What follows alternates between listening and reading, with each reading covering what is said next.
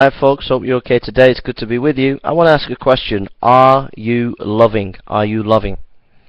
It says in 1 John 3:14, it says, "We know that we have passed from death unto life, because we love the brethren.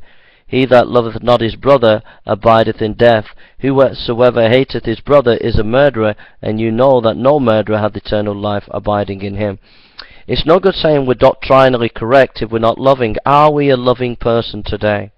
There's a story of Richard who murdered a boy, and it was the mother of this boy who was murdered was called Judy, and she was bitter and angry against Richard. She hated Richard. For 5 years she hated this man who was in prison now for what he did.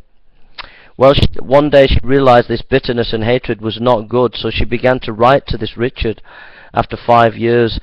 And this Richard threw the letters in the bin. One day he had to go into solitary confinement, and he took a Bible with him. And when he took a Bible with him, he read it from beginning to cover, and he became a Christian at the book of Isaiah. He was convicted and came to know the Lord. Well, he wrote back to the lady and told her that he'd been born again. She came to see him, and she gave him a Bible.